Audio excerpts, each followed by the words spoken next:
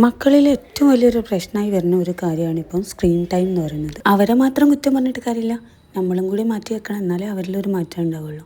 Screen time കുറക്കാനുള്ള കുറച്ച് ഗെയിമുകളാണ് ഞാൻ അവിടെ ഇൻട്രൊഡ്യൂസ് ചെയ്യുന്നത്. ഇതാണ് മെമ്മറി ചെസ്. നമ്മൾ ചെസ് കളിക്കുന്ന പോലെ തന്നെ, പക്ഷേ അതിൻ്റെ കളർ നോക്കിയിട്ട് നമ്മൾ മെമ്മറൈസ് ചെയ്തു. പിന്നെ ഇത് വന്നിട്ട് നമ്മൾ സൗദിയിൽ നിന്ന് വാങ്ങിച്ചൊരു ഗെയിമിന് ഭയങ്കര പേഷ്യൻസും ആണ് കേട്ടോ ഇത് ചെയ്ത് തീർക്കണമെങ്കിൽ. പെയിൻറ്റിങ്ങും കളറിങ്ങും ഒക്കെ ഇഷ്ടമുള്ള കുട്ടികളാണെങ്കിൽ അവരെ ഇരുത്താൻ പറ്റിയ ഒരു നല്ല ഐഡിയ ആണ് ഈ ഒരു ഗെയിം. മേ ബി ഇതിപ്പോൾ നാട്ടിലോ അല്ലെങ്കിൽ ഓൺലൈനിലോ ഒക്കെ അവൈലബിൾ ആയിരിക്കും. ഞാൻ ഇവിടെ വന്നിട്ട് കണ്ടില്ല. ഇതൊരു സ്റ്റിക്കി മെറ്റീരിയലാണ്.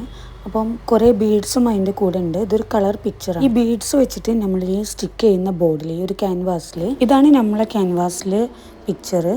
ഇതൊരു സ്റ്റിക്കി പിക്ചർ ആട്ടോ. അതിൻ്റെ മേലെ ഒരു കവറിങ് ഉള്ളതാണ്. ഇതിലേക്കുള്ള ബീഡ്സ് അതിൻ്റെ അതേ സെയിം ഷെയ്ഡിലുള്ളതാണ്. ഓരോ കളറും നോക്കിയിട്ട് നമ്മൾ കറക്റ്റ് അവിടെ ഈ ബീഡ്സുകൾ ഇങ്ങനെ സ്റ്റിക്ക് ചെയ്ത് കൊടുക്കാൻ വേണ്ടിയിട്ട്. അപ്പോൾ അതിന് വേണ്ടിയിട്ട് അവരൊരു കുഞ്ഞ് ട്രേയും തന്നിട്ടുണ്ട്. അതേപോലെ തന്നെ സ്റ്റിക്ക് ചെയ്യാൻ വേണ്ടിയിട്ടുള്ള ഒരു പെൻ ടൈപ്പ് സംഭവമുണ്ട്. അത് വെച്ചിട്ട് നമുക്കിങ്ങനെ ഓരോ ബീഡ്സ് എടുത്തിട്ട് ഇങ്ങനെ സ്റ്റിക്ക് ചെയ്തു. ഇനി കളർ മാറി പോവാതെക്കാൻ കളറിൽ നമ്പറും കൊടുത്തിട്ടുണ്ട്. അങ്ങനെ കുറച്ച് ടൈം എടുത്ത് നമ്മളിത് കംപ്ലീറ്റ് ചെയ്തിട്ടുണ്ട്. ഇത് ലാസ്റ്റ് നമ്മൾ തീർക്കുമ്പോൾ നമ്മൾ എന്തോ ഒരു സംഭവം ചെയ്ത പോലത്തെ ഒരു ഫീലാണ്. ഇതാണ് അതിൻ്റെ ഫൈനൽ റിസൾട്ട് വന്നിട്ട്. അപ്പോൾ പിക്ചർ നല്ല രസമുണ്ട്. ഇത് ഷോ പീസായിട്ട് നമ്മളെ ടേബിളിലോ അല്ലെങ്കിൽ വാളിൽ ഹാങ് ചെയ്യാനോ ഉള്ള ഫെസിലിറ്റി അതിൻ്റെ കൂടെ തന്നെ ഉണ്ട്. കുറേ ഗെയിംസ് ഇതുപോലെ ഉണ്ട് കേട്ടോ. ഇതാണ് ഇതിൽ വന്നിട്ട് കുറച്ച് വുഡിന്റെ കളർ പിക്ചേഴ്സും അതേപോലെ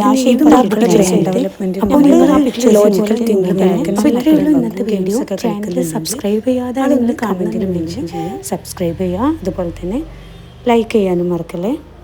അപ്പോൾ ഓക്കെ ബൈ.